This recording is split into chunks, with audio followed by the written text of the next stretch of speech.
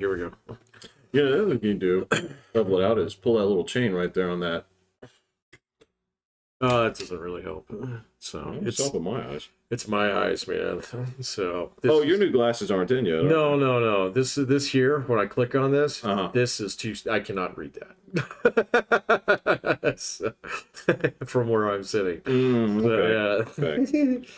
For now, they should be in the mail, or I guess they should be in next week for fitting. So for fitting. Yeah.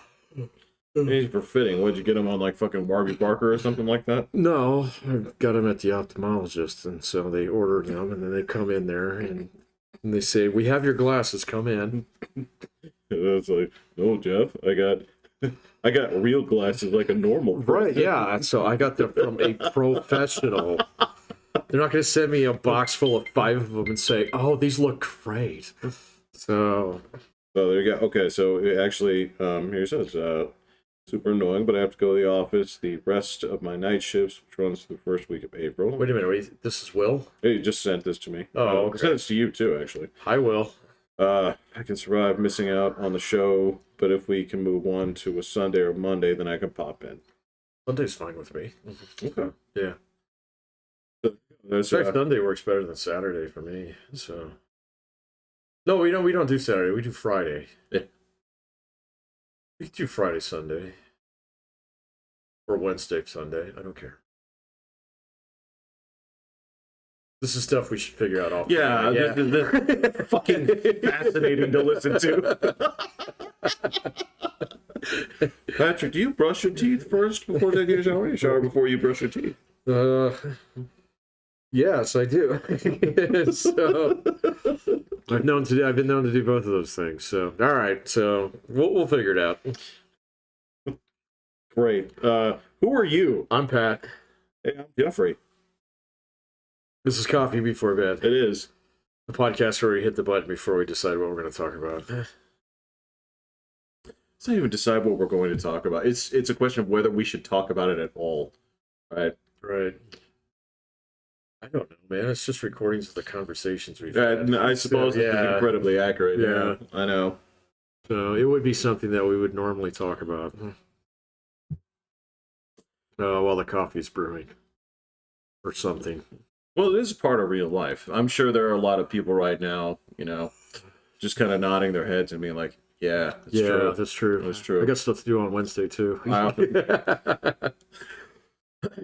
This being an adult stuff, man, it gets old. Yeah. Yeah. I've had enough adulting lately. Yeah? Oh. Yeah. What threw you over the edge? I don't know, man. I had to get all my grading in yesterday. So oof. So there's a bunch of people I had to tap them a little bit. Like, hey, this is spring break for me, but it's not spring break for you, brother. Right. Last chance. Yeah, you gotta get some work done, man. So, but it's the last stop before Failureopolis. Failureopolis is the next to last exit. Is that okay? Yeah. It's the exit after next. Have you ever been there? Many times. I have to say, man, it's like I've been there, came back, brought back souvenirs, I got a whole ton of them from 8th grade, man. A fucking shelf load of my 8th grade trip to Failureopolis. I gotta tell you, they haven't put in any new rides since then, man. It's still... I don't know, man. I haven't been there that long. I came pretty close in biochem in college, so. But we got off at the W exit.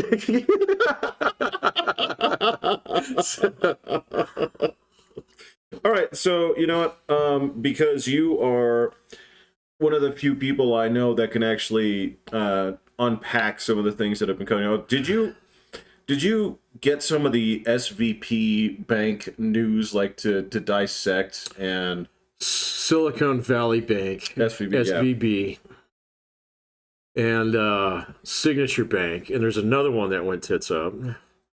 Yeah, that one was itty bitty though. Yeah. So yeah, no, the Silicon Valley Bank one is interesting. So I was monitoring it all weekend. I'm gonna say that by the time it got to me, it had already been politicized, into reasons that, oh, it happened because of this, or oh, it happened because Trump deregulated this. What is the... No, yeah. That and the woke bankism, that's bullshit too. That's what I'm saying. Yeah, I have not seen anything in between. That's just like this is true of any news story that comes around anymore. There are two camps of people out there who will immediately spin it into something that either is pointing towards reparations or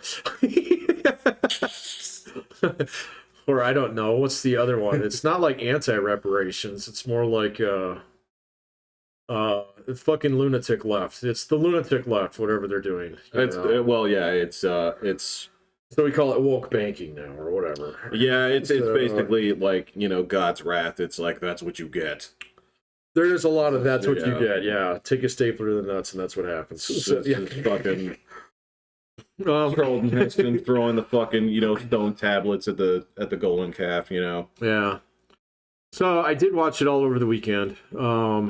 And then it got interesting today. Or maybe a little bit yesterday. Okay. And then today I was kind of like trying to dive into it, but I had to work. And then come home and make dinner and stuff. So I haven't had a chance to catch up on the news today. Okay. Well, other than what they were talking about on the radio. So, well, you tell me, what is the actual story going on here if I peel away the fucking partisan bullshit? So the baseline story is that you could headline it as a bunch of crypto bros panic and flee to fiat money. So that would be the first thing that happened, especially with Signature Bank. So Silicon Valley Bank, I would have said that it was, okay, filthy rich venture capitalists panic and ask for their money back all at once. So okay. And so that was kind of the story over the weekend. So what happened was...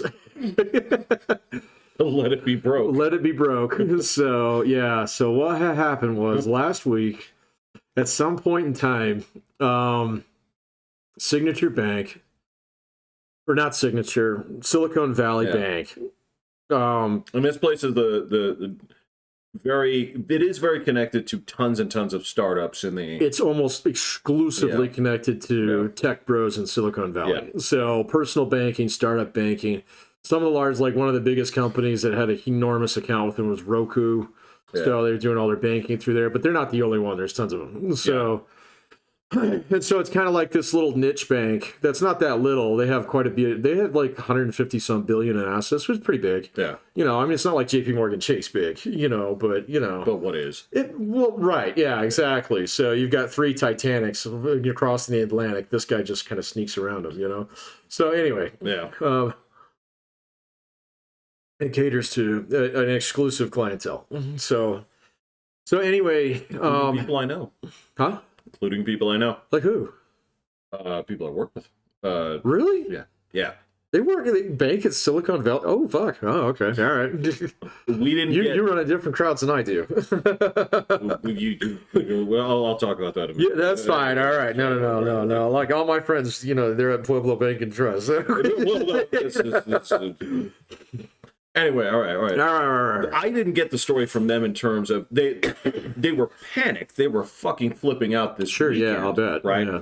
But I didn't get to go into the full details of what happened because I don't know if they knew.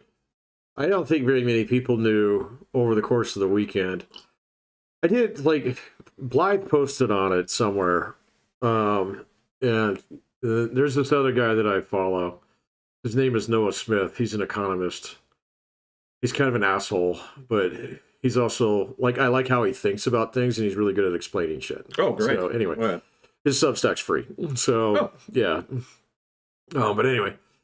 So, the way that he kind of outlined it was fairly straightforward. So, this is a publicly traded bank. All right. Jim Cramer's been, buy, on him for a while, which is fine. Yeah. I mean, I don't take anything that Jim Cramer says as either, proof or evidence that he's either dumb or a genius, because he literally makes calls on everything. So you're going to get lots of them right. You're going to get lots of them wrong.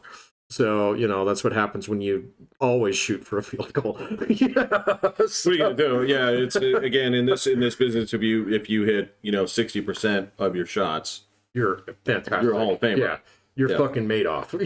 Territory. Yeah, at least on paper. So, but anyway, so this bank caters to a lot of that, and of course, they take on banking services, and they do a lot of investment banking with entities that are fairly risky, right? Okay, and so to even out the risk, they park a lot of money in treasuries, so which is what you're supposed to do when you're a bank. So you got a depositor, that depositor gives you money. Your investment arm is investing in some weird fucking shit, so your banking arm turns around and invests in stuff that's really safe, so that it evens out, right? Okay, so they had a lot of money in treasuries, but they had, since they're a publicly traded bank, they have to do their financial statements. They were preparing a financial statement for the SEC. The SEC saw it the other day and kicked it back. So they said, you guys are not valuating these bonds correctly. So a lot of the bonds they held are treasury bonds. Okay, so and the way bonds work is, I don't want to go into too much detail on it because I don't fully understand it. So, I do enough, and I used to teach some of the shit. It's just been a long time. So... Okay. Give me what you remember, yeah. Okay, so what I remember is the face value of a bond, all right, is inversely related to its yield, okay? And so if you have, like, a bond that's priced at, like, $100, it's going to yield almost nothing if $100 is the best face value on a bond you can get, meaning it's AAA, okay? That's a bond that's not going to go bankrupt, and so the only reason why you buy a bond like that is because you want to park your money somewhere safe. Okay, you're not expecting a yield on it, as opposed to, say, like a junk bond. Okay, so the face value on that bond goes down because you're going to take pieces of it back in higher yield. Okay, so if you have a bond that's like Shitmart USA, okay. I've been there too. Yeah, exactly. It's down there. It's where they sell all those used DVDs and shit. Yeah, so the bond's going to have yeah, exactly. So this is a Sam Goody bond, okay? So you've got a Sam Goody bond. Its face value is $100, but it's going to price lower than $100. Right. Okay, because you're going to take some of the risk back in yield. Okay, so it's going to have a 13% yield on it. They're going to pay you back that amount as a revenue stream until it hits maturity. But then when it hits maturity, you get less money back than the face value of the bond. Okay? I think I get it. It's kind of convoluted, but the way that you want to think about it is that bonds that have a higher yield have a lower price. Right. That's all you need to know. So as the Fed... Well, what's the risk? Well, there's not really any risk if you think that the company's going to be fine. Okay, it's just, like with most things, the Fed sets the overnight discount rates. Okay, so that's your floor right there. They've been raising the rate consistently over the last year and a half. Okay, and so now the Fed's rate is something at like 4.5 or whatever. When they bought a lot of these bonds, it was at 0. Yeah. Okay, so but they're now, so in order, it doesn't mean like they've stopped, doing these loans to some of these startup guys and stuff like that. So they've been buying more and more of these bonds. Okay, and the price of those bonds have been getting lower and lower. And so when they came back to actually say, all right, look at all these bonds that we have, the SEC kicked it back and said, you guys got to reprice those, okay? Because you're pricing them back, from the point in time when you got them. But you have to use market price, which is what you could get for them today, okay? Which would be less. Okay. And so instantaneously, the accounting equation, which is assets equals liabilities plus equity, went out of whack for them, okay? Because their assets are now worth less. Okay, but they still have the same amount of debt, and they still have the same amount of shareholders out there who own equity. Makes sense? And so it got out of whack, and so a lot of people saw that, and they were like, holy fucking shit, what's going on with the bank? Well, the answer is nothing, okay, because it's FDIC insured, so that they have access to the Fed's discount window, so they can go and they can drum up as much fucking money as they want, all right? But something happened in Silicon Valley last Thursday and last Friday where all of a sudden just about everybody showed up for their money at the same time. Yeah. And that's fucking sus. That's the shit that was coming out yesterday. Yeah. So that was the shit that was coming out yesterday and the stuff that I want to read about today. Okay, a little bit more. Because I saw a really interesting, like, this is a verifiable, but it could be a bona fide conspiracy theory out there. So, and it's kind of juicy. I kind of like it. Okay. Go on. So, all right. So, one of the things is Silicon Valley has basically kept the venture capital space open because the federal funds rate has been so freaking low for so long. Okay. All this quantitative easing over years, basically get money at the window for free. Yeah. Then you take it as a banker. Okay, you make these investment loans, okay, in these fucking things, charge 18% interest for it, okay, and if some of them go belly up, it's fine, okay, because even though you have to pay the Fed back on these bonds and stuff like that, you know, if you have 5 of them that you put money on, 4 of them go Tango uniform, and 1 of them turns into the fucking next Roku, well, you're good, okay? Right. Yeah, but in order to find those, you have to have enough liquidity, enough cash to be able to put a lot of bets on the roulette table. Yeah. And so as the Fed has been increasing, okay, the funds rate, all those bets become much more expensive. Okay. And so there was something earlier today and something last night that I was seeing that there's about 10 or 15 guys who are hooked into a lot of this shit. Okay, and so we're talking dozens and dozens of companies for each one of these guys. Yeah. Okay, and all at once, they all decided to get their fucking money back. That's weird. The question is why. Well, the question is why, and the theory goes this way. It's like because they want the gravy train to keep rolling, and so they want to force the Fed to actually shut down their rate increases. Right. So Jeff's eyebrows just lifted up his forehead. One in particular, which means it's especially suspect. Well, it's pretty sus, man. But is it within their power to do that? Well, so it's kind of a theory. Wow. So, but you know, if the Fed actually has to turn around and bail out a whole fuckload of banks, because they start a rate, the Fed can't do that effectively without lowering the rate. So, or at least putting the brakes on that shit. So. Is that something within the realm of basically thinking that this will have that effect? That's the idea. Yeah.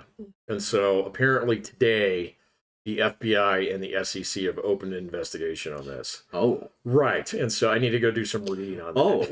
Because the rumor, or at least what I saw in this blog post, that, you know, I kind of trust this guy. Yeah. So it was like, you know, for a bunch of guys who just got in a whole bunch of trouble with the FBI, things like that, you'd think you'd be pretty stupid to do this via Slack. But apparently there's a whole bunch of text messages out there where it's not like, you know, hey, you know, I'm going to do this. What do you think about it? It's just kind of like, hey, let's all do this. So, yeah. So it's pretty sus. So... let's all do this. It sounds about... God damn, man. That sounds like that fucking, like, Wall Street board on Reddit. And it's just, like, out in the ether. It's like, all right. Right, yeah. Yeah, actually, yeah, these guys might have actually done that. What was that one? I think it's called Wall Street Bets. Oh, yeah, they're the guys who did all the GameStop shit and stuff. Is it? Yeah, it is Wall Street Bets, right? Pretty sure, yeah. Yeah. Yeah, it's the one with the little avatar guy with the guy flicking dollars off the roll. Yeah, I know which one you're talking about. I haven't heard from those guys in a while. Maybe I'm thinking wrong, but I think that board actually got shut down. Oh, I don't know. Yeah. I thought they just lost so many people so much money. So that, you know, they just kind of died. I don't know. I'll have to go look at it. They died naturally. I think I don't think they died naturally. I believe they drank a little bit of bleach. Yeah, don't quote me on this one here, but I think Wall Street Bets kind of went down like the fucking, you know, christening scene in The Godfather, where, you know, one weekend all of the Reddit mods decided to fucking strangle people in the back of the car and fucking shoot him in the eyeball and all this other shit. I buy you out. Yeah. Yeah. So anyway, so that's as far as I've gotten on that. Apparently Signature Bank was the first one that kind of imploded. There's another little one that imploded. So like Q, I think. Yeah, I don't remember. Something like that. But they were heavily exposed to cryptosphere. And so a lot of that money just evaporated out of there as quickly as people tried to run back to fiat currency. Right. So but there's been some rumblings in Wall Street and some of the mainstream business lit media today that, there's Moody's is doing some downgrades, and it's there's a couple other risk assessment firms that have identified systemic risk, blah, blah, blah. It remains to be seen, but everybody Silicon Valley Bank, anybody who invested money in the bank is going to get wiped out. So anybody who deposited money in the bank, the Fed did come in and say they backstop that. Well, this was what they said. The statistic I saw was that they said 97% of the funds there would exceed, basically, they wouldn't be covered by that FDIC insurance, right? Because the number of people that would be under that circumstance is very small. It is, but so there's two things about that. Number one is the FDIC can scale that pretty quickly. So, FDIC is completely funded by all the banking fees that you pay. Yeah. So it all goes into that. So they can scale that real quickly by basically taking the money that they'll strip out of the bank in terms of assets and then driving it right towards that. And then, of course, it's insured. And the other thing that's going to happen is 90% of those people, if they're made whole and complete and their accounts go over to fucking JP Morgan Chase or whatever, they're not going to withdraw their money. And so you don't need the cash. So, it's just numbers on a fucking spreadsheet. So, it's not going to... So, I was listening to Hannity on the way over here about, taxpayer money, and there's not going to be any taxpayer money on this. So this is not like 2008 where we bought fucking General Motors. Well, I guess the way that I saw this happen was, it's not buying General Motors. It was just like, all right, so just like you're saying is that's ultimately going to come through in the form of a fee. So it's like, all right, so it'll be spread out throughout the system, and you and I won't even see our bank fees go up. No. So actually, I can guarantee you it because that's the NCUA. Right. Yeah. Exactly. Yeah. No. Yeah. We won't even see it. Yeah. We won't even see it. It's not. So it's a smaller amount. The NCUA is 100,000 instead of 250,000. But right. But yeah, different group. So yeah. Well, even if you were paying into an FDIC bank, like I said, they're just going to up the amounts that's coverable, but they're not going to pass that cost on to us. In that case, they'll just strip mine the assets out of fucking SVB, Silicon Valley Bank, in order to make them whole and complete. So the easiest thing that they were trying to do over the weekend was just get somebody to take it. That's what I was saying, yeah. If that had happened, this wouldn't have even been a story. So, but there are a couple banks apparently who looked at it and they were like, That's why do you guys not want it? Well, I don't know, man. If tech bros were out there colluding, I wouldn't want them all on my balance sheet either. Well, okay, so I can understand that too. Yeah. But so over the weekend it was the panic. It was the panic that I was seeing on some of the feeds that I watched was just insanely stupid. So even Dave Ramsey on Monday had to address it. He's like, it was very opening his show. I was going to pick up my daughter, and he's just like, your grandma's CD is fine. So his very first caller was like, I think I'm going to put all my money into silver. He's like, well, I will say that it has definitely spiked the cryptocurrency market. Yeah, a little bit. Yeah. But yeah, it's I watched that while it happened too, and so it had a healthy spike. What was it on Monday, and then Tuesday? Now it's right back where it was. It's not right back where it was. It's up a little bit. So, but it's up significantly. Significantly? Yeah. So I think on Friday I checked it. Well, it depends on what your definition of significant. Yeah. So, okay. I mean, that's more than 20%. I don't think so. No, not more than 20%. Yeah. Okay. Well, that's where I would put the significant marker. So, it's just a question of scale. So, I mean, it's a question of where you get in too, man. So if your 100,000 saw, a 15-20% increase, and you're cool with that, sure, that's great. Yeah, because that's like overnight, right? So, yeah. Anyway. Yeah, I'm not that levered. No, this was the thing about it was, I only saw it happen from two places. I saw, so the ones of course, the same thing that happened with the fucking train derailment. It was like, well, fucking, this happened because, after, the Trump administration rolled back these fucking. Oh, it was Dodd-Frank. I know. And then Barney Frank himself came out and said, yeah. I know. Well, what an inconvenient thing to hear from the guy who actually wrote the fucking bill. I know. So, yes. So it was that. And then the other side is like, well, this is what happens when you fucking invest in dildos, not Bibles. And... yeah, you and your... What is it called? It's not DEI, it's sustainability business, whatever that ECB or whatever it is. Fucking crap. It's which is it's huffing your own farts crap. It's like, yes, I get it. And they pointed at it. The shit. I mean, that was one of the funnier arguments that I saw over the weekend was they posted a picture of like the staff with the people that they've hired, and they showed the fucking rainbow coalition of people that are on staff there because they're pretty, what, the bank? Yeah. Oh. They're pretty big on displaying diversity in their and the whole thing was, would this have happened to a group of 12 white men? And well, I don't know. There's a specific type of 12 white men that, like, I don't know. I really can't answer that question. Who the fuck wrote that? Some asshole on Twitter?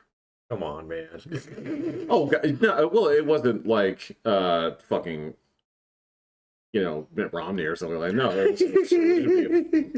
it'd be the tweet of the century right there. Yeah. It's like, you... Would you entrust your money to these people? With quotes around it. Yeah, and they've like taken the pictures and they've taken their fucking like Sharpies and just made them into like racist caricatures. Like it's like drilling like the bones in the noses. It's like, would you trust it to these savages? Right. So, like, well, no, Mitt. What? He was in the news the other day. I can't remember what the fuck for though. I'm not sure. I think that dude is trying to align himself with whatever the next political schism is, but I don't think he knows what it is yet. I don't think anybody does. I think people do, but they don't like it. What, the Trump DeSantis one? That and the total lack of anybody to get behind on the Democratic Party. They're fucked, man. Like, who we get behind? It's like, I don't know. They're fucked. They need, well, they might find some hillbilly from Arkansas. That's exactly yeah. Otherwise they are absolutely hosed. So what is it? I saw, who was it? Elizabeth Warren got in trouble with Kamala Harris the other day. So how? I don't remember the exact context. I was watching, I don't think it was on Shapiro's show. It might have been on one of the lefty ones that I watch. I think it was on one of the lefty ones that I watch. That she was on some radio show / podcast, and she said very milquetoast, lukewarm, nice things about her. So, but about Harris. About Harris. Huh. Yeah, but it was not exactly a ringing endorsement. And so the fucking nutbag side of the left jumped her shit the other day. So I know, yeah. And she backpedaled so fast and started talking about like, how they'd worked together on this and how she didn't mean that and how she tried to call her twice to apologize and she wanted to take her call, and it was just oh my God, yeah. This is fucking like junior high school slumber party. It's definitely a junior high school slumber party. Yeah. What the DNC is right now? The DNC is truly fucked. So yeah, they are, until they get some hillbilly white boy from Arkansas who just happened to be a Rhodes Scholar show up out of nowhere. So maybe that's actually the crossover demographic right now. Is they have this? Yeah, exactly. It's like a peanut farmer, right? He comes out there and it's just like. It's like, no, well, I just may be, you're run-of-the-mill squash farmer from, But I helped build the first nuclear submarine. Right. Yeah. Well, it's something where he can apply like country values, rural country values to the DNC. And no. They're going to put up Gavin Newsom, man. So no, that's just it. It's just fucking suicide. It's just the opposite. It's well, it looks like there's two guys that are actually trying to court out of California. It's him or Eric Garcetti. Who's that? He was former mayor of Los Angeles, if I recall. Yeah. He's black guy, right? No. Oh no. Oh, I thought. Okay, I don't know who you're talking about. That. Yeah, it's just. No, that's stupid. Trying to sanitize, just like throwing somebody from California, and I mean, they're just. I would say that there are two places that you don't want your Democrats to run out of right now, and that is California and New York. Yeah, yes. Duh. Yeah, obviously. So, I mean, if Eric Adams has no feasible path towards that, nobody else in New York does. Well, so. and given the fact that he just called Kamala Harris a moron, so it's... Yeah, I did see that. You did see that? Yeah. He did everything but say her name. Right, yeah. No, right. We all knew who he was talking about, though. I did see a clip of that. So he did. It's just like, what the fuck did you do to my city? I get it. Look, that's not something that you want to inherit, and I understand, but this is where your chickens come home to roost, where you're just kind of like, well, we're above all this stuff. It's like, we're a sanctuary, so it's like, are you? Okay, cool. No, you're not.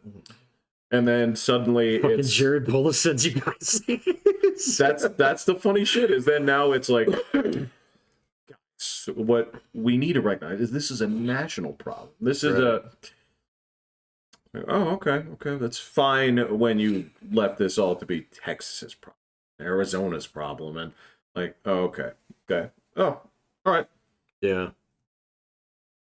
Huh. I don't know, man. I was following the banking stuff this weekend, but a couple of those things did leak into my news perusing. Fair enough. So, yeah. I don't think there was anything else too huge. I did listen to all of Matt Taibbi and Walter Kern's podcasts the other day. So, was there any additional insight on that? I didn't. No, not really. It seemed like it would have been just going over the details of. It was. Yeah. It was a post-game show. Yeah. Yeah. So, with Walter Kern, it was fine. He's just. Say what you want to say. What do you mean? I don't know, man. He's so hokey. So.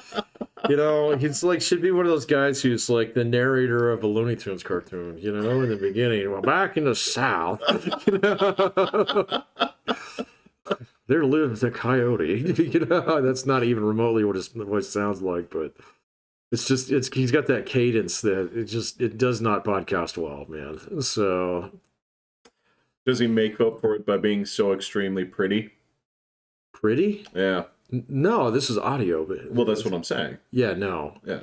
No, I've seen him in real life. No. Yeah, no. I don't know what he looks like. He's considerably older than Matt Taibbi. So, yeah. That's a rough demographic then. It's like, I don't know. If your voice isn't delivering and you're not pretty, right, then, you should be writing. Writing? That's what he does. Yeah. He's a writer. Yeah. You get somebody else to just kind of be your face. Well, like I said, it's radio, man. Yeah. So he doesn't do it side by side like so many of the other podcasts do on YouTube. So, Yeah, that's fair. Yeah, no. His is just that feed on Substack. So. No, just you asked about people I knew, and yeah, I have it's actually students now that they're part of that. That's their crowd. That's who they hang out with. And they were making phone calls all weekend and like, are we, what should we do? Are we destined for the poor house? Are we done? Are we in trouble? Yeah. Yeah. Okay. I see what you said. I thought you were talking about your television people, but no, You're rich people in European right transplant students make a little bit more sense there. Yeah. Well, as long as they weren't investors in the bank, they'll get their money back. So, um, they'll be all right. I don't know for sure that they weren't. Well, if they're investors in the bank, that stock is worth nothing. Yeah, that money's gone. Yeah. Well, given that, in the past couple of days, the mood seems to be considerably lighter, I'm going to presume that they're okay. Yeah. Unless their families were involved in tech bro shenanigans. So I feel if that's true, that's completely conjecture. So I don't know. I feel like I would have gotten that story though. Would you? Yeah. Yeah. Yeah, maybe. These guys are pretty straightforward with me. I tend to ask questions about these kind of things because I do find them interesting. But yeah, it's I mean, given the story. All right, so there's a couple of things that been sitting around here because there was a discussion about. I was talking to someone about my trip over to my brother's house the other day with the boy and the girl and that kind of stuff, and there was a little bit of discussion about how the downplaying of the actual differences between girls and boys is actually detrimental to the nature. And let's say, can be. That's not to say that all things are the same, right? But using the exception to prove the rule is sort of detrimental, right? Especially keeping in mind the person that I was discussing this is a psychologist, right? Talking about the dangers of this, and she knows fairly well. She's like, I'm plugged into the asshole in California that's basically been spearheading this crap of transitioning at a young age, and there's an actual guy who does that. It's one of the big guys in the movement. Oh, okay. This is some of the people that are plugged in. It's the also like the best clinic for doing transition. Is he like a doctor? Yeah. Oh, okay. All right. And so, of course, she's going this on a psychological. That's how it rolled into things that were different between, girls and guys, right? Mm-hmm. And there were a couple of things I was laughing at. One is an old story that I never got to. I'll come back to that later if I can. But the thing that was coming up here that was just kind of making me laugh was she's talking to me about her husband, and she so my husband is showing me this hammer, right? I'm like, okay, well, I know a little bit about carpentry and stuff like that. It's like, she's like, no, it's not that. She's like, it's a hammer. It's like a fighting hammer, like a war hammer. She's like, yes. It's like, my husband bought this, and she starts laughing, and she's telling me this story about it's new to his collection. It's new to his collection of weapons. It's new to his collection of armor and things like that. And she's like, well, it's my husband is getting his exercise. That's the other day he was she was like he was training or exercising with his katana for 3 hours and stuff like this. And then he started, practicing with this hammer. Mm-hmm. And I'm like, so he's into medieval? She's like, yes. I was like, so did he tell you why they needed the hammer, even though you clearly wouldn't have cared? She's like, yes. She's just like, well, the way he says it is that because of the development of armor, swords. I was like, she's like, swords became less useful, so a hammer or she's like, what's the word? I'm like, a maul. I guarantee you, he said a maul. She's like, yeah, with the ball on the end. That was more effective. And then if you knock over, you could use the sword to go where? What do you call it? Like the gaps. You'd go right. Yeah. Get him in the neck. Yeah. Or the eyes, or Right. Yeah. You stick it right in the slit. or you could go for the joints, stuff like that. Yeah.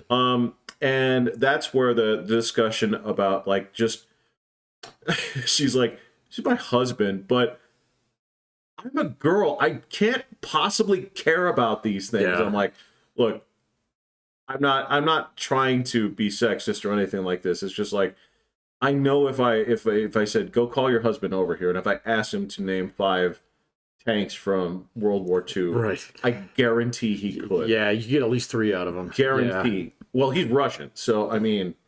Well, he'd name 3 shitty ones. So yeah. And then probably 2 good German ones that were yeah.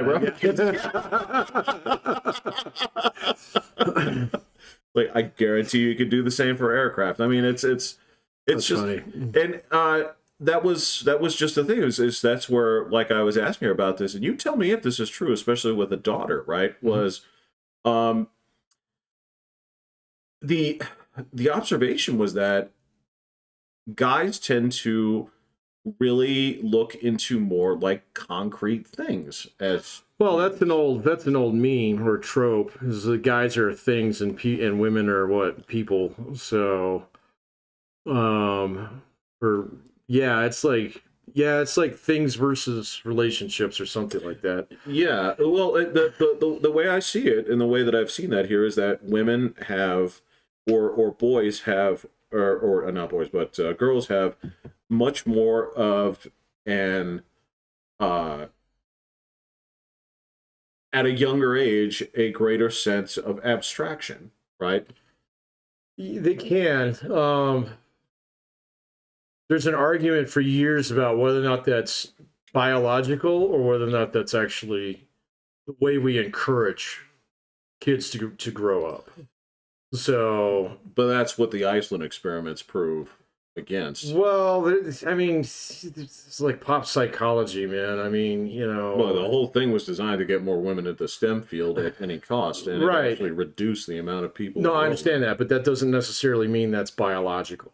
So, because if you encourage women girls at a very young age not to be interested in math, then it's no surprise that by the time they are 18, they're no longer interested in math. Yeah, I get that, but so, I mean, you tell me. All right, so as a dad, when you saw your daughter pick up a calculator at 4, you slapped it out of her hand? No, of course not. I don't think any dude would. All right. So yeah, that's that math. That's not for you. So yeah, no.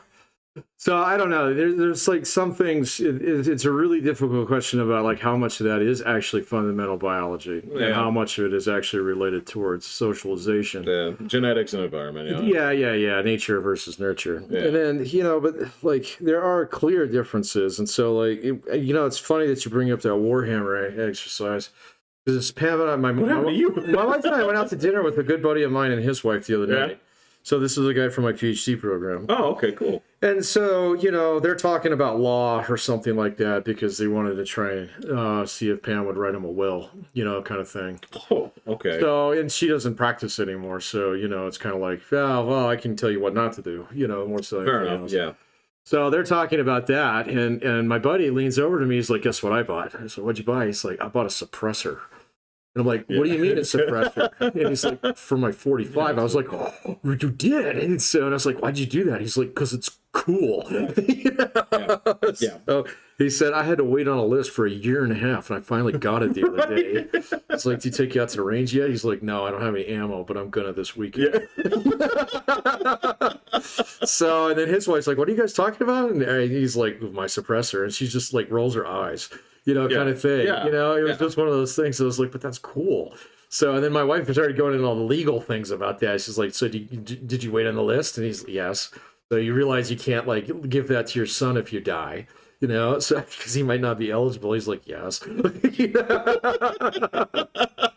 So it was. But this could be a fucking like Shawshank kind of thing. It was like, son, I can't give this to you directly, but walk along the wall and there's that's what I told him. Stone that doesn't belong there. It's like, yeah, it rolled out of the back.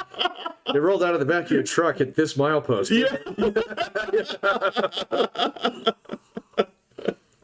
So, but no, that's patently apparent. So, and it's not just Iceland where they found that out. It's particularly Norway and Sweden. So where there's virtually no educational disparity whatsoever. Yeah. So, I read a great book on this last fall that was all about like the trouble that men are facing right now. So it was absolutely fascinating book. So I wonder if this comes across the statistic I saw recently. Go ahead. Oh, I don't know. What's the statistic? Well, this was just another one of those things attacking the pay gap. Well, the pay gap's bullshit. So it's not just bullshit, okay, but there is an additional part of the equation that it turns out is exceptionally troubling. There is a pay gap, however, like it's due to childbirth. Yeah, it's not just due to childbirth. There was another side of this that was actually scary. Tons of women drop out of the workforce so early. Tons of them do. Wasn't just that. It was. This came down to a question of basically like for like pay. Oh. Right? Because it's not just saying that, look, roughnecking pays this. You have arms that, look like two, pool noodles, right? You can't do this job, right. Yeah, so that's why you got to go to things that are like unionized or cops or teachers or something like that. Okay, so this is where it became especially troubling, was in the pursuit of studying like for like, they got into jobs where the pay is performance-based.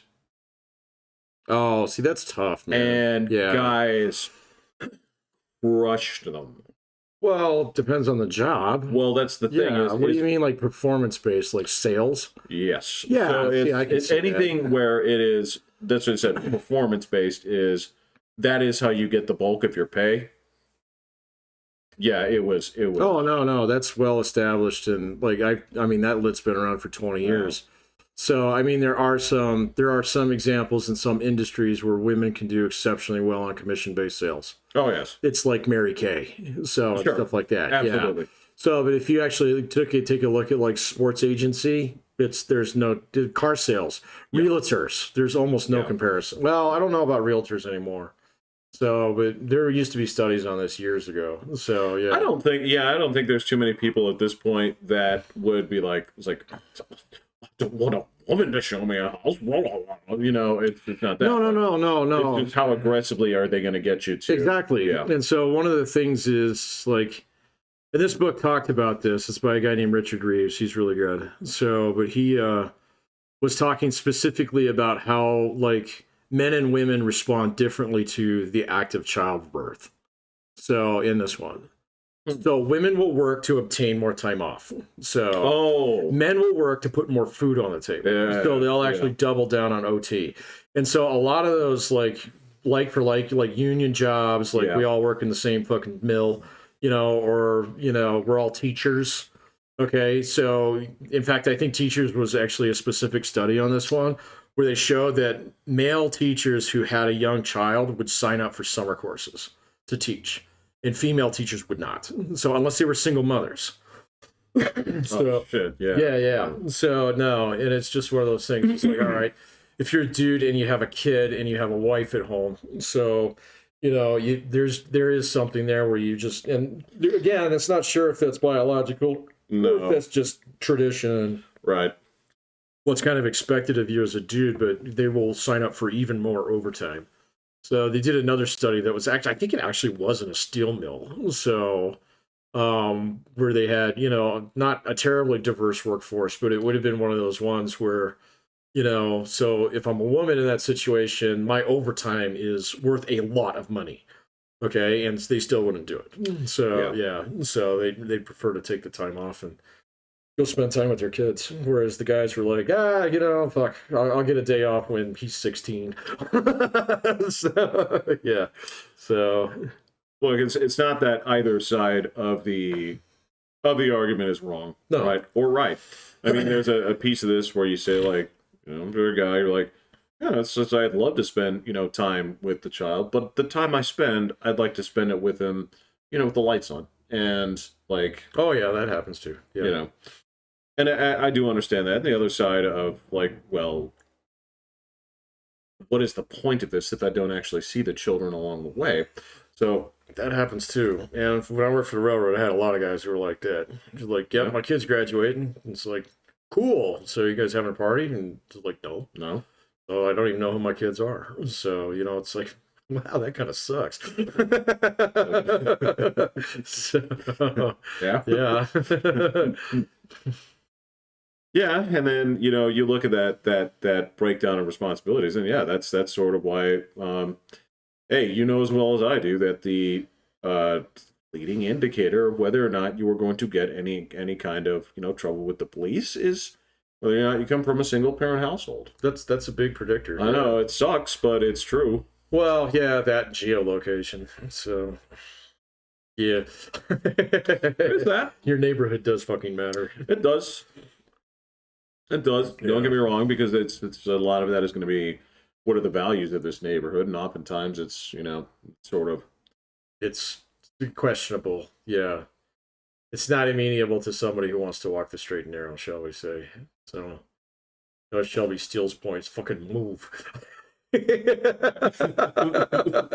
Move. that's the conundrum is either fix it or move. Yeah. Well, his point was you ain't fixing it, so fucking move. That's okay. That is a tough one, man. That I totally understand, right? Because yeah, if you happen to hit the jackpot in one of those neighborhoods, if you manage to strike it rich, and you look at this and say, it's like, what would it take to, basically refresh this neighborhood, change things? It's like, actually, the best thing that can happen is for you to wait another 20 to 35 years when that cohort of people is eventually forced out and a new cohort comes in. Yeah. Like, basically, it's like, okay, well, this is now, because of the home values, this has now priced out the people that are here, and it has attracted a new crowd of this. And right. Well, that's Manhattan over and over and over again. So, I've done plenty of neighborhoods. Yeah. Yeah. Well, it's my dad's neighborhood. He grew up. It was an Irish neighborhood. Then it became black. Then it became Puerto Rican. Yeah. Then it became Iranian. So, and then it went back to being Puerto Rican. So, yeah. So it was like 4 generations. So since he was a kid. Yeah. Last time we went there, I was like, Dad, let's go see your old neighborhood. He's like, nope, it's full of Puerto Ricans again. I was like, Dad, I know that's not what you mean by that. So, like it is and it isn't. Well, like, he's not wrong. The point is that we don't belong there. Right. Yeah. So he's like, but you don't. Right, which was also kind of his point. So yeah, he's like, no, that's theirs now. So if we go up there, we're gonna get robbed. So I was gonna say that shouldn't prohibit you from like walking through and saying like, yeah, grew up in that building. Well, I don't know, man. He just didn't want to go. I totally understand. No, it wasn't my call. So look, dude, I wouldn't know what to tell you if like my mom, made it perfectly clear. She's like, any and all things that would resemble where I grew up have been turned into parking lots. Right, so this would be a pointless endeavor. Like the entirety of Korea that is manageable has been all covered by this place called like a Mega City 1. Seoul. Yeah. That's from Judge Dredd. Yeah, exactly. Yeah. So, but that's what she said is like everything that used to be considered like countryside and all this other stuff is all been beyond the wall. Yeah, it's just that's where they turn out the disgraced judges. It's like, you sure you want to go there, Mom? It's like from what I understand of it, like there's like buildings in here, but outside there, it's all just like wrecked cars and like fucking like trash can fires and sand and gasoline based economy. Yeah, a lot of dudes with mohawks. Yeah. And face tackle. Yeah, just waiting to like jump you out there as oh, you got a license for that money, and then they'll just like fucking jump you and and then you make their heads explode. Whatever it is that you need to do. Yeah, it's good. It's okay. Yeah. I got it. It's just that it's funny that I was watching something. It made me laugh because it's got that like post-apocalyptic, like later dystopian future thing. I was watching one of the people that I watch that does the kind of like watch along videos. Mm-hmm. I wouldn't call it a reaction video. It's just those people that like they watch a movie that you've seen, but it's their first time watching. Yeah, I've seen some of those. And so she's watching Blade Runner for the first time. The first one? Yeah. And it gets to basically the most heartbreaking breaking the cathartic scene at the end when Rutger Hauer is giving his speech. Shoulder over Ryan. Yeah, and the thing is, she's way into this movie, right? And she starts hearing that speech, and she just starts fucking dying laughing. I was like, "Was funny to you?" And then she pauses it, and I get it because she's like, "Look, I'm sorry, this is not funny. It's just like I've heard this before." She's like, "It's like my stupid husband has been saying this for years, but I never knew where it came from." And I was like, "Yeah, that's a guy thing. It's definitely a guy thing." Battle cruisers on the shoulder, right? Nerd. Yeah. As soon as he said, "I've seen things you people wouldn't believe," I was like, "I've said that so many times. It's just part of my vernacular." It's definitely in the repertoire. So it doesn't.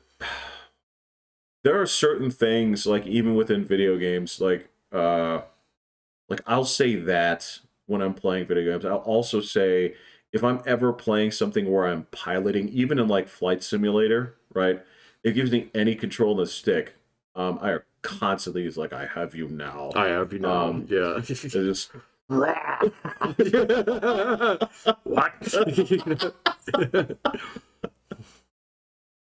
I can't help it. That's just. I can't either. Yeah, I've said that many times. Piloting my Cessna 172. Okay, so here's what I have for you. Like, and you have to be honest. Like, sometimes when you're on kind of like long drives or spaces in between, I'm gonna say, do you pretend that your car has lasers? Yeah. So the way I envision it, I have two mounted guns, right? But I always imagine that there's some kind of like mechanism on near the right thumb that you move like across the HUD on the screen that engages the lock-on mechanism. Oh. And I can use that to fire missiles. Yeah, so my car has the display buttons on the steering wheel. So, my wife's car is even better because she's got the cruise control paddles on it. So I used to drive my daughter around. Those were the guns. So, yeah. It's like, he's too close for missiles. Switching the guns. So, shifter paddles. She has a shifter paddles on her car. Wait, for gears? Yeah, so her car, you can drive it either way. I just drive it as automatic. Okay. So, yeah. Which she's got like whatever manual mode is, but she doesn't actually have the shift stick. She's got the paddles. Yeah, she got the paddles like a race car, actually. Like a race car, yeah. So, but I don't know how to use those. So. Does it actually have a clutch gear or a clutch pedal? I don't know. I just put in D. Well, when you look down there where your feet are there 3 pedals? It does not have a clutch. She does not have a clutch pedal. Okay. So yeah, no, she's got the automatic shifter. So yeah, whatever it is. So, but you can force shift it. So I guess no, I just let the car drive. So. I don't know what to tell you. It's not that I don't miss driving a manual transmission. It's just I'm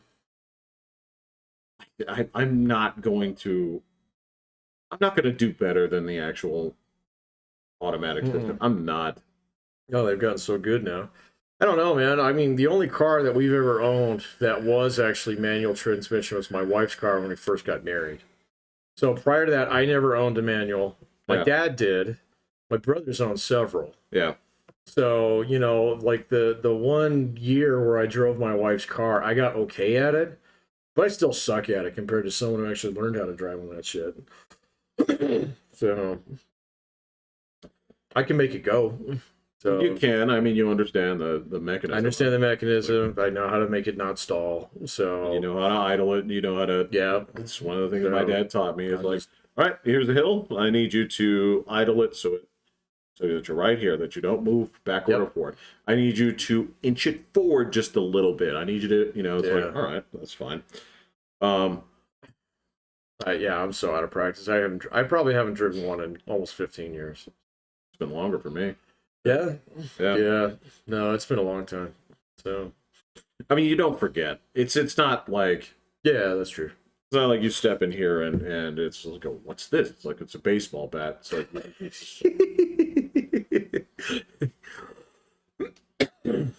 Yeah, it's pretty self-explanatory. So I don't know.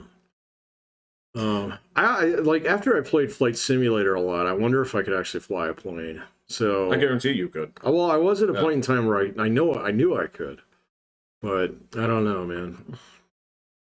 Do you have what it takes, Patrick? So having played the simulator, right? If we have the classic thing where you're on a 747 from Tokyo to Los Angeles or whatever, right? I don't know why you're doing that. Yeah, I don't know. The 747, I don't think so, man. It's got. I tried climbing that thing a couple times in that game. It's got way too many fucking buttons. Just saying, like if it's the situation where it's in the air and both pilots have both ate the fish.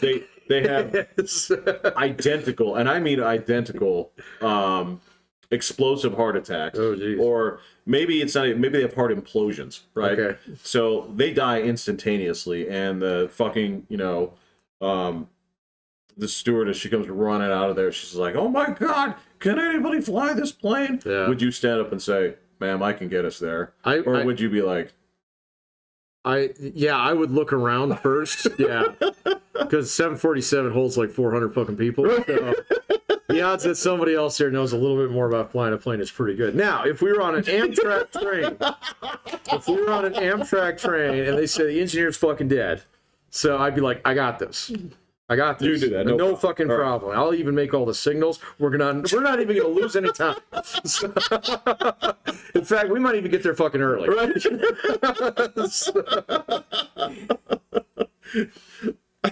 But if it was a plane, I would definitely look around to see. So okay. Yeah, but a train, I'd be like, I got this. No problem. So just push that asshole out of the way. I got it. Doesn't matter what manner of train it is. Do you have enough? They're all pretty simple. So yeah, they're all pretty simple. Now, like a Japanese bullet train where everything's written in Japanese, yeah, okay. I'll figure it out pretty quick because there's only 3 things you need to know how to do. Go, stop, and radio. That's it. I was gonna say, couldn't you just draft like the closest Japanese person to come in there to like? That'd be just point to it. And yeah. What does this one say? It says go. Like accelerate. Okay. Yeah. So it's like red is go in your country. You guys are savage. Yeah. It's barbarians. You fucking apes. You. Probably drive on the left side of the road too, don't you? Yes, I believe they do. Yeah, I'm pretty sure they do. Yeah. I think it's most countries except for like Germany. I think most of continental Europe drives on the same side that we do. I don't know. I know China, they drive on our side because I've watched all those China guys on their motorcycle videos. Oh, yeah. Well, Patrick, when you've watched as many death videos that I have, and there is China holds a pretty strong market on death videos. Oh, really? Oh, yeah. In terms of like, if you're in the hankering to see like, I wonder if any construction equipment has recently fallen on people that didn't suspect it. It'll come from China. Oh, okay. Right. So you always see them, and it's going to happen from the side of the road. This is the same thing where, again, it's bizarre because, they've talked about this is you get clipped out there, nobody comes to help you. Yeah. Yeah,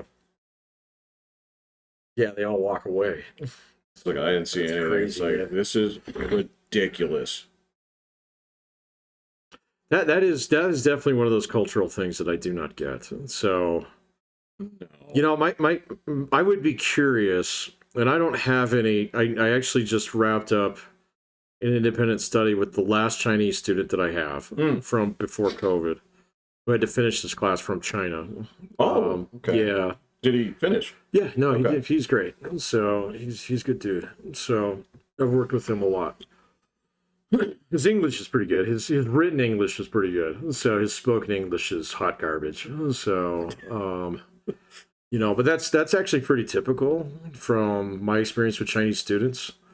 So they can write and they can read it pretty well. So, but yeah, the speaking part not so much. So, but anyway, I wonder if like like I said, I don't have a new batch of them. If I did, I wonder if like you tripped and fell in front of them in America, would they actually help you up? So yeah, I don't know if that's actually true or not. I guess I didn't know that back when I actually had them on campus. So no, I had a bunch for several years there. So they were great. So I didn't know about the Confucius Institute, so at that time, so that's a little scary, knowing that like my university actually had one of those. So you told me that when we first heard about it, I think you like went to the thing. It's like, wait a second, I'll be back next time. I'll be back next time. You're just like, oh my god, we have one. We have one of these, yeah, we did. So it's gone now. So, I guess Randy yelled at it enough, and it just lifted out of the ground, went all the way, you know. So, but yeah, sorry, I did finish watching all the South Parks, but anyway. Oh, okay. You know, like, so usually when I had Chinese students in class, they'd all keep to themselves. There'd be like 4 or 5 of them in each cohort. 1 or 2 of them would be fairly proficient in English, so they would kind of interpret for the others. Yeah. So, which is fine. I didn't have a problem with that. They would turn in fairly unique assignments, so I wasn't convinced that they were like systemically cheating. Especially because what I would have them do, especially in my writing class, was we would do in-class exercises with written prompts, and they would actually be pretty good. So you're working on that shit by themselves. So they were always friendly, so they were usually pretty clever. You know, they'd come up with good ways to actually solve problems from time to time. That's good. So, but they were hard to get to know because they wouldn't leave campus. So, you know, like all the German students that I've had, they'd all pitch in and buy a fucking clunker. So you're saying. Yeah, and then go try and road trip down in a weekend to the Grand Canyon. I'd be like, yeah, good luck with that, guys. You tell them, like, you can drive. What's the joke on this? It's like, welcome to the United States. You can drive 4 hours in any direction and not leave your own state. Yes. Whereas you can drive, it's like an hour and a half in the UK, cross 2 different languages, basically 2 different dialects, and they call bread something different. Right. I was like, you know, the beer goes from dark to light. Yeah. Right. It's like, this is olive oil. What the fuck? But yeah, it's like, we're going to go to the Grand Canyon. It's like, okay, you say so. Yeah, you say so. So, yeah, they were planning, the ones that I have right now, they were planning their spring break trip. And these guys are a little bit more realistic. So where were they headed? they're heading to California. So they're going to, okay. Yeah, I said, you can totally do California in a week. So they're going to drive out. So go up through Utah, and then they're going to go down through Vegas, and then go out to LA. That's the trip. And then they're going to come back through Phoenix, and then go up through like they want to go down to Wolf Creek to go skiing. And so it was like, yeah, you guys would totally be able to do that. Gotcha. You know, and so I've had others that were like, well, we're going to fly here and then go here and then go here and then rent a car and then drive here and then go here and then come here. And we're going to see the whole United States in a week. And I was like, good luck. So you're going to see a lot of airplane is what you're going to see. Yeah. You know? Actually, well, that's the other thing is you're going to see a lot of airport. You're going to see a lot of airport. Yeah. Yeah, you're going to see a lot of airport on that trip. So, but no, they were actually fairly realistic. But my Chinese students, I'd never known them to actually go do that. So even the ones that I got, I wouldn't say that I got close to any of them. So, but you know, I'd always kind of check on them and stuff, and you know, say, how are your classes going? What else is going on? How do you like America? You know, kind of stuff. So I never had one of them say that they didn't like it here. So in fact, they thought Chick-fil-A was fucking amazing. It's you know, and I can believe it. It's like there's nothing like this here. I understand that you come from a place where, you know, I remember this story still makes me laugh about when Will told me about the complete global saturation of Dunkin' Donuts in Boston versus, you know, like when it comes to like China, I guess that saturation is KFC. Yeah, it is. Yeah, there in Japan, evidently KFC is just like it's just this like wizard food that came from those crazy Americas. This is lembas bread. It's like Well, yo, man, they just like take the chicken and they like, they put it in here, right? And you like wobble it around until it's wet, and then you throw it in there. Right. You just need a big enough fryer to make a bunch of it. Yeah, you set the timer. Don't reach in there with your hands. Yeah. And this is KFC, so again, it's I don't know, it's like Magellan or whatever. It's like, what's this? It's like, well, these are mashed potatoes. How do you make these? Well, if it's KFC, it's like from this box of flakes. Right, yeah. Right? So. Yeah. I don't hate KFC. It's just either, these are as boxed of mashed potatoes I've ever seen in my life. Yeah. KFC mashed potatoes are pretty fucking boxed. So. And I don't have a problem with it. It's like, this gets the job done. It is worth what you're charging for it. Correct. You can get a bucket of them for very little money. Yes. Because frankly, all I'm going to do is I'm going to throw all my leftover crap in it, stir it up, and make this kind of like... you're gonna make your own bowl. Yeah, like corn and leftover crunchies and gravy. Yeah, gravy. Like I wouldn't call it a stew. It's more of like a porridge. Yes. Yeah. It's like it's kind of pasty. You take it to the UK. It's like, sir, is this a porridge or a pudding? It's like, how dare you? How dare you? Yeah. I don't know. I watched an English video, so it's like, you got me hooked on these. I don't watch them that often, but they do come up on my feed every now and then of like other people eat American food. I watched this one where these English like fucking Hogwarts kids, so with their their shields and their matching uniforms and stuff, were served up a plate of biscuits and gravy. And they were like all horrified by it. It was like, this looks like cat barf. It's like, this is gravy. Gravy's supposed to be brown. And then they're like, no, this is a biscuit. This is a biscuit. The biscuits are thin and crispy and taste good, And so, and then they're sitting there, and so they feed them the biscuits first without any gravy on them. All right. And it, like, every last one, I took one bite and they're like, this is wonderful. So and they're like, this is more like a scone, So but they're like, I've never eaten anything this good, kind of thing. And it was like, okay, now put the gravy on it. That's when they're like, ew, what the fuck is, kind of like, it's like, what is this? What are these meat chunks in here? And stuff. And then it was like almost unanimously, it's in pairs and like two kids at each table. One of them would be like, all right, I'll try it. And the other kid's like, good luck. It's nice knowing you. Yeah. And there was one kid, he took one bite out of it, and he just put his fork down, and then he took the plate away from his friend. So he just ate the whole fucking thing. You snooze, you lose, dickhead. That's what you get. It was hilarious. His friend's like, hey, is it any good? And he's just like, nom. So, but they were just like horrified because they just had the gravy bucket, and they poured all over the biscuits, and unanimously every table's like, ew, what the fuck is that? Why would you do this? Yeah. So it was kind of cruel to give them the biscuit first, So you're sort of like, wow, that's really good. I'd like another one. Yeah, well, you got to have an open face this time with this fucking slime on it. No, you're right. And this is the thing, is much like yourself, I know that you're a country gravy convert. There's nothing, I love it. Yeah. But if I were going to describe it to him and try to make it sound appetizing to somebody that's never seen it before, it's like my brother's aversion to white sauces or something. It's like right, it's like or beans. Yeah. Yeah, he's got this thing with beans, but yeah, it's just kind of like white sauce. He's got this thing like, dude, isn't that fucking crap that came out of like all the androids and Alien and stuff? Well, I got you. Like, I understand. Like, I'm not gonna fight you on this. And it's like, and you want to ruin a perfectly good biscuit with this? Like, I'm going to. But if this is, if this makes you feel bad, of course I'm not going to blame you. But yeah, take that thing to UK people. And what's funny is to have. I don't want to sit there and shit on this, but I mean, have you actually seen what a traditional like UK breakfast look like? I'm like, what the hell is that? What are tomatoes doing on here?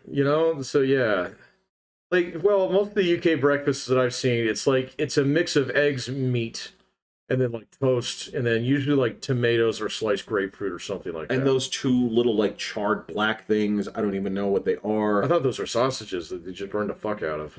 So if that's what they are, okay, well, good for them, because I mean, if you've cooked it so much that it's now changed its state of matter. Right. You know, it's like you cremated it. Well, that's what we said. It's like that's the fifth form is Velveeta, right? Velveeta is its own. Yeah, it's plasma and then Velveeta. Velveeta. Because it doesn't, you can't get it to take its original form once you've applied heat. So it's like, no, it's ruined. Yeah, so it shouldn't be. That's not. Yeah, I actually use Velveeta in some of my dishes, so you know, it's got that right cheese tang to it. So you know, and it doesn't curdle like fucking cheddar. So you know, yeah. And look, there's ways around that, but it's more complicated. Basically, it's like, what is your I always used to wonder what the purpose of provolone cheese is, and that's it. That's the cheese that you cut into whatever it is so that you make it actually melt in a good way. Yeah, that's true. Because I remember like eating this stuff on its own. It's like, it's fine. Doesn't seem very strong. It's so neutral. It's like mozzarella. So yeah, you know. Yeah, but mozzarella has its own charm once you apply heat to it. So absolutely, and it depends on which, like, if you're lucky enough to have actually had fresh mozzarella, my God, is it delightful. I've never had that. So I've had it pretty close where it's still a little sloppy. So, but yeah, I've never had it like it was just like birthed. Yeah. Right, yeah. It's I guess it is kind of birthed, yeah. It is. If you see it fresh, it's like, thanks for this cheese embryo. Cheese embryo? It comes out like sopping wet and it does, yeah. Yeah, it's people are afterbirth on it. I like how we're just denigrating like our favorite foods here. I'm totally okay with that because I'm okay with that too, man. So like this is the first time that I noticed. I don't know how it came up. I think it was. So all right. You know that old shorty here walks with a limp sometimes, so I have, aspirin for her when her foot hurts. And she has become so adept at figuring out when I'm putting that goddamn pill in her food one way or another, right? That she knows when I'm doing it, she eats around it, and she just, like, rejects this pill. And it's supposed to be, like, chicken flavored for dogs, but there's just this sense of hers where, no, I can tell this is medication, so I'm just going to rifle it across the floor. The only way I can get her to take it now is with peanut butter, and the whole trick is I have to smush my hands in it, right? Where there's enough peanut butter behind the pill that she keeps licking and accidentally takes the pill, and I'm like, you're so weird. But this is after having done that, and I love this stuff, but this is the first time that I realized, once I got it on my fingers, not that I haven't before, but like I got it to my nose, was like, if you don't like this, the smell of peanut butter is so goddamn strong. This must be the only thing you can smell, like in a lunchroom. This must ruin your day. Yeah. I love it. But just the first time I recognized, like, I see how someone could hate this. Peanut butter. Yeah. Oh man, I love peanut butter. So yeah, as long as it's like actually American commercial grade peanut butter. Oh, dude, don't bring that Amish shit into my house. Don't bring that. Absolutely not. I've had people try and give me some of that shit over the years. It's like, this is gourmet peanut butter, and it's got that fucking gasoline film on the top. Sure yeah, it's disgusting, man. Yep. So, and I've had like, that was something that my foreign students like would pack up and take back. Really? Yeah, peanut butter and chilies. So any kind of hot sauce. So really? Because apparently, like in Europe, even though they have fucking red peppers, they just don't know how to use them. So I guess, I believe it. Yeah. Yeah. So because like just making like basic taco seasoning is really fucking simple. You only need like 4 ingredients, all of which I guarantee you can get in Europe. So, but it's just like this magic combination. So, and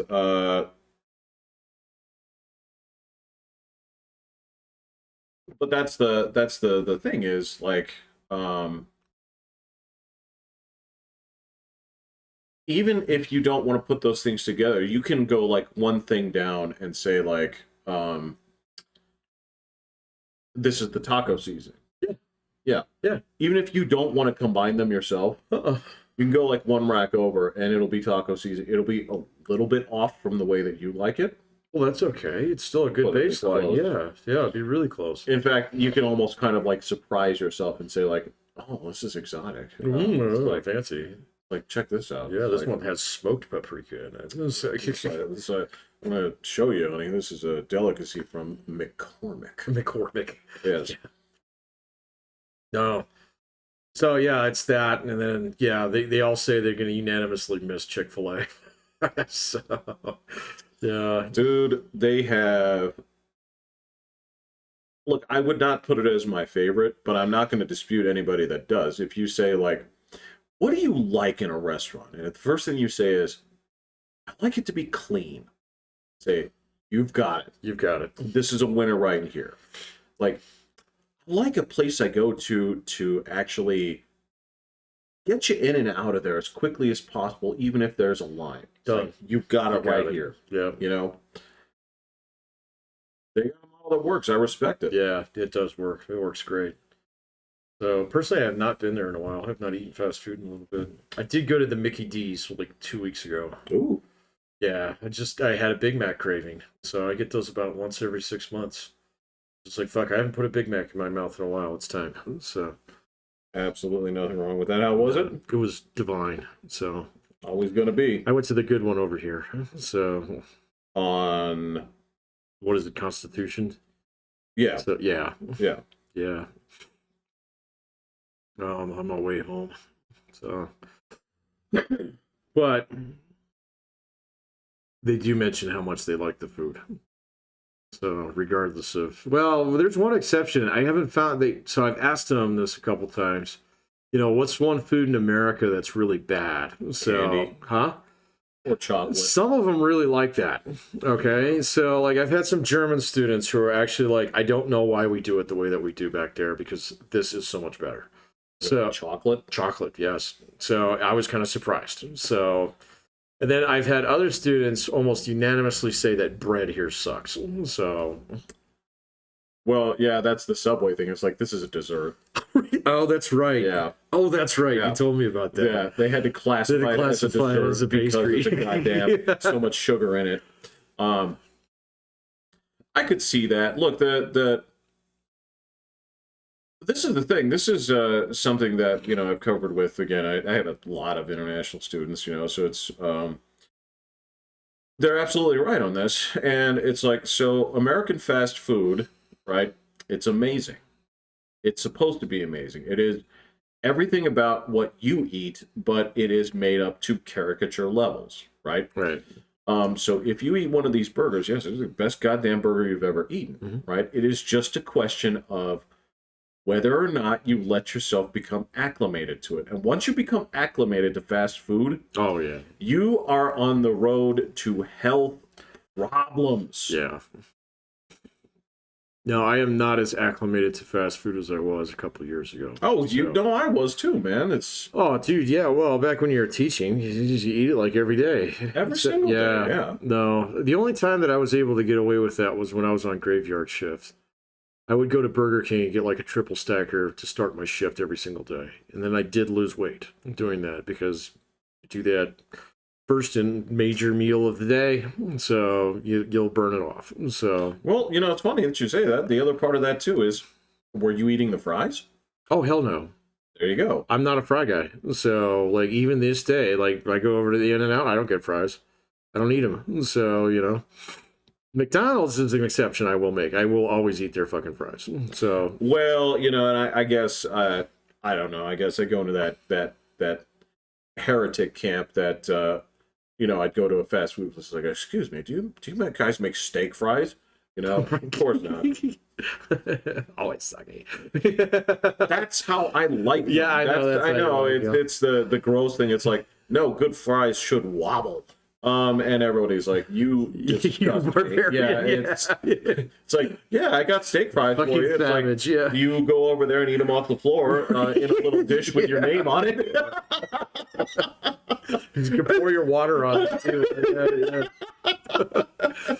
Like, fuck you, it's like Stir it up like gravy train. I know, it's embarrassing. It's like, I like steak fries, and people are like, do you come from like a peasant village or something? Right. It's like, yeah, it's just no.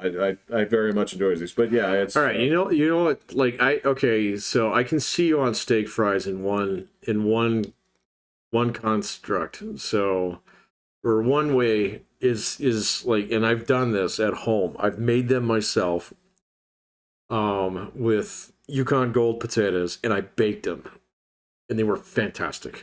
So. They were not soggy though. I know that's how you like it. So that's sort of yeah, I get it. That's the point. But so no, beyond that, I will always take shoestring over steak fries, and I will always take crinkle cut over shoestring. Yes. So yeah, I think waffle fries are overrated. So, I found the only appeal of the waffle fries that it's waffle shaped. Well, unless you're getting wet fries, then they're pretty good. Wet fries are different. Wet fries are different. You can wet fry anything. That's true. Right? The waffle form of fry is a very effective way of capturing more wet. I agree. Yeah, it's a screen, but I mean, yeah, it's totally understand that, but yeah, that's cheating. It's sort of like when I talk about ordering the control dog or the control pizza. Oh, like, right. If you can't make a cheese pizza, well, then don't waste my time. Like, yeah, I'm not with the control dog. I'm not going to see what your andouille sausage surprise is if you guys can't, make a good cheese pizza. Yeah, no, I agree. So I'm the same way with breakfast plates. You got to give me a really good plate of bacon and eggs. So, don't fuck this up. It's not, like I can tell by the eggs that you give me whether or not you take this shit serious. So, if you just butter it up and then throw it on the grill and then walk away for 5 minutes and then come back and I get this fucking puck of egg. So I know you're not serious about. Wait, are you getting scrambled or? I love getting scrambled. Oh, eggs, okay. yeah. I was like, you do that with an over easy. Well, actually, you can fuck those up. You can fuck those up pretty easy too, man. Just don't look at it. And yeah. Come back and say, yeah, humans can eat this. It's like, dude, it does. The thing is, like, this is a great thing about eggs. Like, if you work at a place like that, right? If somebody orders over easy eggs, let's say you fuck it up, right? Yeah. Just flip it into the trash, okay? Yeah. And it's not like you're going out there and saying, like, sir, it's going to need another 4 hours for us to slow roast the prime rib. Right, yeah. So your beef Wellington is ruined, sir. So, do you want to wait or do you want us to mail it to you? Right. It should take you exactly a minute. Yeah. But yeah, with an egg, it's like, you're not even counting. It's like, so the stovetop's already hot? It's like, yes. Well, then crack 2 more. Yeah. Watch them this time. Right. Okay. Check and see how much radiation they're taking in, and once they, hit the right level, pull them off, throw salt and pepper on them, and then boom, they're on their way. Yeah. Yeah, but some people just can't be bothered, man. So, I don't know. It's like, I like me a good breakfast place if I can find one. So, but I hear you. Yeah. Mm-hmm. Sometimes it's not as easy as it looks. So. Well, here's your question. Here's the question when it comes to breakfast places, right? So it's almost like that what is it? It's that 3-point, that 3-point chart of being like, you can get things fast. Oh, good or cheap. Good or cheap, right? Yeah. You get to pick 2. You get 2. Right? And the thing is, I don't have a problem with that, and I understand that, right? So breakfast place, I don't mind paying a little bit more if it's good. If it's good. Okay. But when it comes down to good, right, that's my question is, are you doing a good job with the ingredients, or do you think your version of doing good is tomatoes? Right. Potatoes O'Brien. So we're gonna jack up our potatoes all this fucking shit. Right. So yeah. Right. So right. Yeah. Yeah, no, you're totally right. Or is your place based upon the fact that I can get 40 different types of pancakes here? So, but you're still gonna fuck up an omelet, you know? So, Right. yeah. Yeah, that's exactly it. Yeah, and it's like that is not a version of good. That is just like Lazy. no. It's remember when I told you about the movie Matrix where it's smart, smart, stupid, stupid. Yes. Yeah. Fucking tomatoes and potatoes O'Brien are stupid smart. Stupid smart. Yeah. It's smart to stupid people. Right. Yeah. You're right. It's smart to stupid people. So. I don't know. I know some people really like potatoes O'Brien. I don't hate it, but it's. But I mean, if that's your version, when I ask for hash browns and you bring out potatoes O'Brien, all right, so well, these are our house hash browns. It's like, no, it's fucking not. It's potatoes O'Brien. Yeah. So you know, you got red pepper, green pepper, and onion in here. I see. I know what you're doing. You know. So yes, you threw these in here. Now this costs $6.95. Right. Yeah. Yes. So I asked for hash browns. So because ketchup goes on those, not on these. So yeah, you know, these are good if I got an omelet or huevos rancheros. You know? I know, man. That's just it's. I don't want to say it's insulting, and again, I get what market they're going for. There is a certain crowd of people, mostly women, where it's just like. God, could you say that with more derision? I kind of did. Try it. Well, yeah. no, because Patrick, the problem here is if they weren't supporting it, that would be a different restaurant. It would be a different opportunity. Opportunity cost comes into play here. So if you keep supporting these places with fucking bullshit, you know, menu items, right? It's taking the place of something that could be good. Well, maybe, man. But yes, yeah. I understand. I know. And good for them. I've been to a lot of places where the menu is way too fucking complicated as it is. So, you know. Well, it was Oh, tons of them. Like, Old Chicago's was famous for that for years, man. Them and their fucking book that they put in front of you. So, here's all our pizzas. Here's all our sandwiches. Here's all our different types of burgers, wings, and etc. You know? So, here's our entire 2-page fold of appetizers. So, and it's like, you know, your pizza's pretty good. So, you know, but it's kind of going downhill. So, yeah. Well, because, yeah, you now you guys have like 40 things to make. And, exactly. Yeah. So, it's like, why do you have 5 different soups? That's why it's called soup du jour, you know? So, right. If you don't want it, you'll get the salad, which you have here every day. So, I don't know, man. I mean, like, I have a lot of respect for a restaurant when you go into it, and it's got, like, a page, okay? Yeah, I agree. You know? Yeah. So, and it's like, no, there might be a lot on that page, okay? But they're all, like, within the same families and stuff like that, you know? So, like, here's your appetizers, here's your, like, steak fish. Yes. Here's your other, you know, kind of thing. And here's your, like, light fare, like, sandwiches and, you know, stuff like that. Okay, great. If you can fit that all on one side, perfect. And then, you know, oh, all the beers on the other side, sweet. You know, or there's my dessert menu. It's awesome. You've got 3 different types of cheesecake, sweet. I'll find one that I like, you know, kind of thing. Yeah.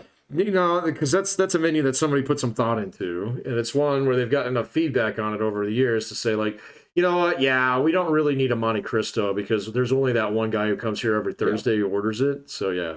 And it's a real bitch to make. So, you know. No, I got you on that. And it's I would also make the same argument. Like, there are places that do have big menus, but a lot of that is, a lot of those places are just, you figure out what combination you want. Oh, like Mexican restaurants. Yes, yeah, that's that. And the same thing, I would say the same thing about IHOP is it's just, do you want pancakes? Do you want pancakes with sausage? Do you want pancakes and eggs and sausage? Do you want eggs and sausage? Right? There's, and they, you know, they have a little, I don't know, they have a little cauldron back there of like gimmicky pancake shit that they can just get their bottom Lucky Charms. Oh, the Blue Diamond pancakes. Good choice. Look, and because this is me, of course I got to go in there and like every time I see it, it's like, Yes, I would like your Frankenberry pancakes, right? It comes out, tastes exactly how you think it does. Right, yes. That's like, these are Oops Crunch Berries pancakes. Yeah, exactly. So, really? Because somehow I'm thinking that there's some kind of like a magic in the translation when you know, pound it flat and put it into the batter. Like, no, you dumbass. It's You mix exactly it with what buttermilk. it's yeah, so they go back there. They stick their hand in the cauldron of gimmick paste and then throw it in your breakfast. Look, I get it. I'm also the dumbass that orders this stuff. How does it sell? Yeah. Because of me. Yeah. Right? I'm the one that took you that sent you that picture of like, dude, this is Twinkies ice cream. Right. Right? Yeah. Yeah. I ate it. I ate about half of it. I saw that the first ingredient was radium, and it said like this was a mistake. And My rads are up. Yeah, that's true, man. It's like, why do I feel so hot? I don't have a fever. Yeah. It was like, I'm a sucker for these things, and it's my fault. I'm blaming the restaurant, but it's my tendency. Yeah, no, I've seen you do that plenty of times. You're like, oh, I've never seen this before. Let's try that. You know, that's fine, man. I mean, there's nothing wrong with that. So, but, you know, like, I mean, there are restaurants out there where you can tell that the owners don't agree on what kind of place this is going to be. Yeah, okay, you know? Yeah. And so, yeah, it's like, is this a steakhouse or a shrimp shack? You know? So, like, I mean, because this is an awfully expensive T-bone here for, you know, the fact that I can get batter fried shrimp and fucking hush puppies over on this part of the menu. You know? Or, so, like, Mexican restaurants haven't fucking figured out. So, you go into any Tex-Mex place, you're going to see the same shit. The question is, do you do it right? You Absolutely. know? Yeah. And so, if you find a place that does it right, you go to that place over and over and over again, and that's how those businesses last forever. So, you know, because... And then other people are like, no, let's go to Three Margaritas. It's like, fuck that. You know? So, that the chain restaurant. There's another place that's like 6 blocks away. That's been here for a decade, you know? Oh, I didn't know about that. It's like, I guarantee you they have the same shit on the menu. So yeah, and you don't want to be a dick, but you're like, don't you want to go someplace good? You know, I know it comes across as obnoxious, but no, you're right. And for me, it's I think you and I have talked about this here. Is like when you go to a place, when you go to a Mexican place or whatever, it's like for me, it's like, show me your carnitas. If you can do that well, then I can trust everything on your menu. Minus tamales. So I'll go, show me your tamales. You know, if you know how to wrap a tamale, you know how to do fucking just about anything. Yeah. And I've got places where it doesn't. It's like, this is... So this is sewage. And thank you. I'll be on my way. I'll be on my way. Would you like dessert? No. So do you need a refill on that tea? No. No. No, I don't want any horchata because I don't know what animal you milked to make this. Horchata that's something you drink in a place you trust, man. So, I mean, I've had horchata a few times in my life, and it has been very different every single time I drank it. Yeah. So, yeah, I've never had 2 horchatas. You know, like, well, unless you go back to the same place. If you go back to the same place, it usually tastes the same. Yeah, and there are places that I know that they order it. They're just made. There's got to be like some supplier, like where it's like, you get this because it's like I've had this, you know, other places. Well, when they got it in the lemonade thing, it's like cascading down. Yeah. It's like this came out of a bag. That's fine. I totally understand. Yeah. But yeah, other places like, dude, show me the fucking monkey where you got the milk. The fucking purple whale.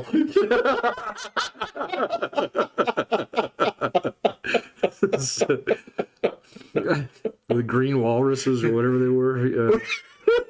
Star Wars, but no, Mexican restaurants do that right, man. And that's why a good one will sit there and stay there and nothing will change. The menus will be like older than your children, you know, kind of thing. Yeah, that's a good place. So, you know, and so for me, it's tamales. Let me try your queso, you know, let me try your sopapillas. So, you know, because if you do like any one of those 3 things really well, then chances are, I can bring anybody here and be like, I like chili rellenos. It's like, I guarantee you they're good here. Give it a shot. Yeah, and trust me, I've had shitty chili rellenos. Oh, yeah. You know, or people come in, it's like, I just want a burrito. I guarantee it's good here. So, you know.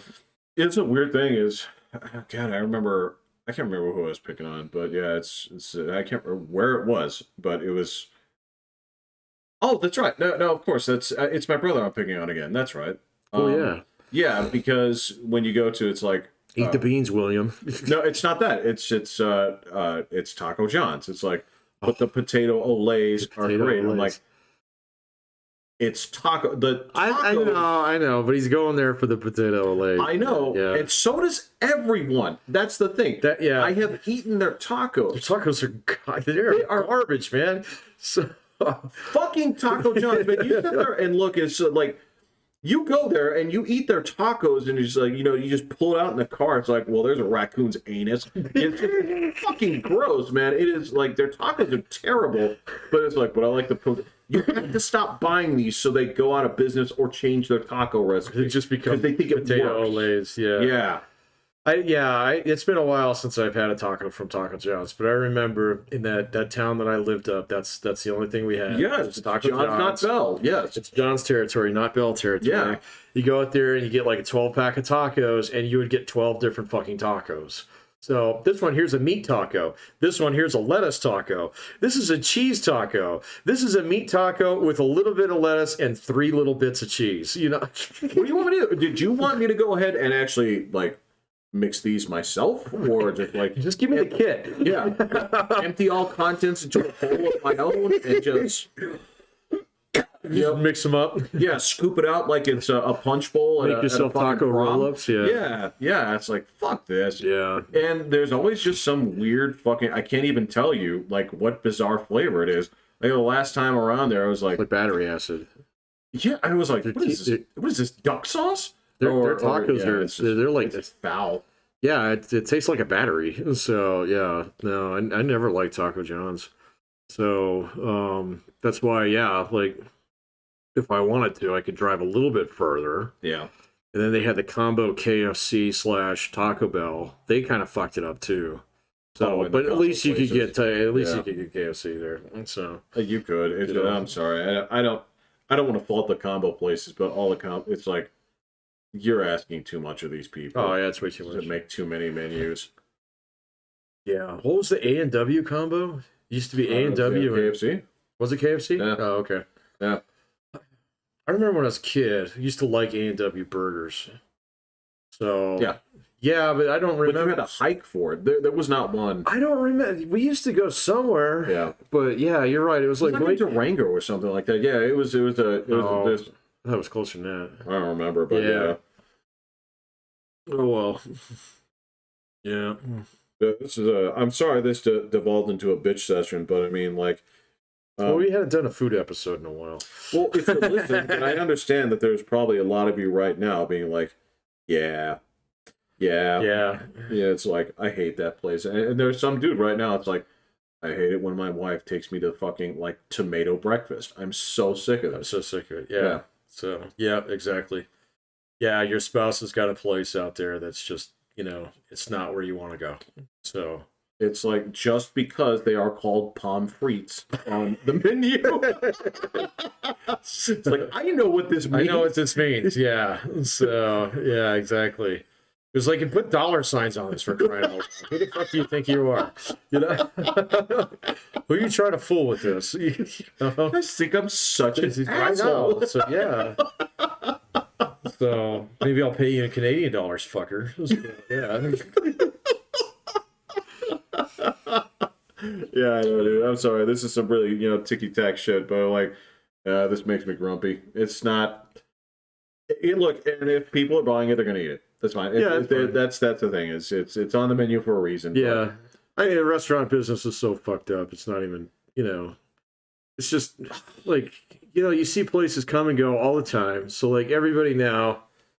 Like I did go to I went to the In-N-Out like maybe 2 months ago. Yeah. It is deserted. So the one over here, you can get right in. It's fine. Yeah. You still wait for your shit. So it's like, yeah, okay, the crowd moved on. So I can look in there and see 15 of you guys running around. Okay. But I'm going to sit here and wait. All right. I don't know why, but I'm going to. All right. So, is this going to be the good In-N-Out now, or is it going to be a bad one? Or is this just going to be a thing that's like always here, like fucking Cold Stone from this point in time on? You know, I mean, do I have to be dedicated to go here now? So hey, well, I don't know what to tell you. Like, so it's that, and look, the Krispy Kreme reopened, right, and for weeks, you know where I live, the line practically backed up to here. Yeah. But at this point, I drive by, it's like I could zip in and get some right now. Yeah, exactly. But again, I have to think twice. I'm like, well, if I buy them, I'll eat them. Right. Yeah. Well, that's my problem with fast food too. If I buy it, I'm gonna eat it. Yes. So, you know, and then like with all the other restaurants and stuff like that, you know, people are always like, some of the folks over there at the bar, you know, they're kind of the quote unquote foodies and, you know, let's go eat here. This is brand new and blah, blah. I'm like, it won't be there. Well, you're missing out. It's like, no, I'm not really missing out. You know, there's a really good Mexican place right up there. Let's go there. So when's the last? Well, we've already been there. It's like, that's not the point. Well, so the point is it's fucking good. So yeah. Well, the other take is like, yeah, I don't mind going there, but just give it about a month. And exactly. Because I don't want to sit there and have to fucking, you know, hockey check people in the airlock. I cannot stand that, man. I cannot stand that. Yeah. I can't do that anymore. It's just like when I was younger, it was like no problem. It's like, let's wait, you know, whatever. You know, just hang out outside and like smoke 3 cigarettes. It's like, oh, that's cool. This is part of the evening. Great. I don't smoke anymore, and like now I'm like susceptible. It's like it's too hot out. It's too cold out. It's too sunny out. It's too cloudy out. So it's too dark out. It's too light out. Why can't we just like order and then like bring it back to the house? Yeah. Like, well, no, that's not the point. But yeah, it's like parking here sucks. Parking here is too far. You know, like yeah, I know, man. So you can just list them all off. Oh this my isn't like God, the place that I used to go to that I really liked that would belly up because they didn't pay their fucking taxes. The fucking government, rah, rah, rah. You know. So yeah, people didn't appreciate Fuddruckers in its time, man. Right, yeah, I know. Molten cheese is the best. You know? What do we call it? This is like the biggest bitch session, like the fucking like we got old. You know, session here that we got right now. It's like we are literally complaining about things are not the way they used to be. Yeah, we gotta stop that, man. Jesus Christ! We might talk about Star Wars if we keep going. So. We made a rule, right? So. Yeah, that's true. 95% less Star Wars. So yeah. Look, it may come up. There may be time we did reference Star Wars. We did reference when Star I Wars. was. Oh yeah, that's right. You're driving, bullseyeing womp rats in your Cessna. You know. Actually, we referenced it twice because we had fucking purple walrus milk. Oh yeah. Yeah. So okay, I think we've hit our. It was in the reference of horchata, though. It wasn't the reference of horchata. All right, I'm Pat. All right. I'm Jeffrey. I'm hitting the button. We need a nap. We need a nap. Hey, I saw all 4 Critters movies. Jeff saw all 4.